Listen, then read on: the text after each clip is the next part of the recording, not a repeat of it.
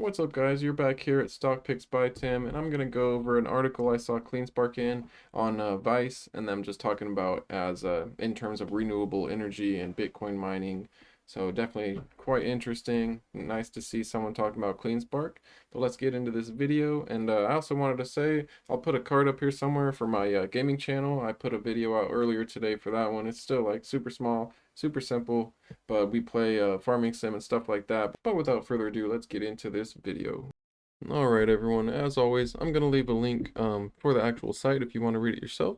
But I'm going to go into this, and it's actually in the renewable energy section where they talk about how everyone's going to Texas because Texas is pretty accepting of Bitcoin and, like using hydropower, all that kind of stuff. But they talk about Argo. Back down here, though, what matters most to me at least is they talk about Cleanspark, saying Cleanspark, a Utah-based Bitcoin mining operation, previously designed microgrids for industry and residential applications. The company already had a renewable energy background when it decided to acquire a Bitcoin mining firm in 2020, for which it plans to integrate renewables. So they're talking about the Bitcoin mining firm that would be CleanBlock. So we get back into this. El Salvador, a relatively low-income country in Central America, is hoping to generate some cash with its state-owned geothermal energy plans. It hasn't started the project yet. So then they also go on to talk about Marathon, aiming to go 70% carbon neutral. But one thing I wanted to talk about real quick also that has also to do with Gryphon Digital, which is going to be merging with any stock with 3D Sphere, but that should be happening fourth quarter. And I also just wanted to mention here about carbon credits. So I wanted to talk about carbon credits and where kind of Gryphon lines up with this. So they go on to talk about Green Ridge. They also talk about a couple other things. I mean, they don't specifically mention Gryphon, but they say here, even if a Bitcoin mining company isn't mining with renewables, they're at least offsetting their carbon emissions. Okay, and they bring up Green Ridge as an example. And remember though, Gryphon, they are already 100% because of their offsets with purchasing carbon credits right here. Since then, American mining operations have tried to rebrand themselves as eco-friendly businesses, and even if renewable power isn't in play, Bitcoin miners are purchasing carbon credits. And if you actually go up here, sorry, I'm kind of jumping around. You go down almost to the bottom of the article. It says the exact mix of renewable energy and fossil fuels powering Bitcoin has been debated for years. Crypto boosters found support in 2019 from CoinShares that pegged Bitcoin as being about 2/3 powered by renewables. This was in 2019, so think about over the last couple years, everything getting pushed from China, which was more coal mining from what I understand.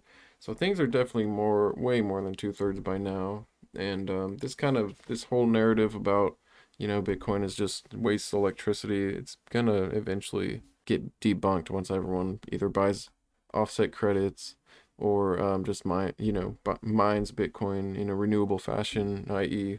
solar, or if you're talking like microgrid, battery storage, wind energy, hydroelectric. They were also in a conference with BTIG, but it's you need to like talk to a representative and sign in and all this stuff. So I don't know. I don't think anyone really talked about it. But see, when you actually go to BTIG and when you try to sign up, it just doesn't allow you. It says that you need a representative. And yeah, I was a little too busy to even try. I don't know if it would have been possible, but I think you have to be an actual investor in this company. They kind of just help people with investing essentially. So they're financial advisors, I guess, of which I am not. Or maybe that's a good time for me to say it, but I'm not a financial advisor. Now getting into the charts and where I think I'm gonna buy. Anyways, getting into the charts, I definitely like it where it's at. We're probably not gonna hit this bottom range, so this, even if we do, I think this is the max downside that I see. So we're looking at a very nice level. And as for it being up 5% almost on the day, I'm still not too worried because if you look, there's also a gap. We're still under almost all the EMAs, and I just see it in a very nice zone. Last time it was met with a lot of buying pressure close to this zone, and it almost was again. If you actually look, this it lines up almost with this. This is a little lower, but I mean, I think I see it filling that gap at some point, getting back up to this channel. So getting back up to the 1275 to the about 1480 channel that it was trading in quite a while. I mean, if you look back, that's where it's been trading, where it just kind of in its zone where it's trying to figure out what it's going to do next.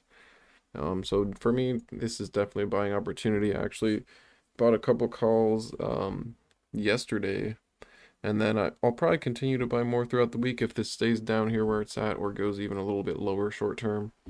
That's basically what I'm going to be doing with Cleanspark. All right, everybody, I hope you enjoyed the video. I'm going to be doing another upload probably tomorrow, just talking about things I bought and sold. I bought a bunch of options, sold a couple, flipped a couple things, sold a couple stocks, bought a couple stocks. Long story. I'll probably do a video tomorrow about it. Thanks again, guys, and I will see you next time.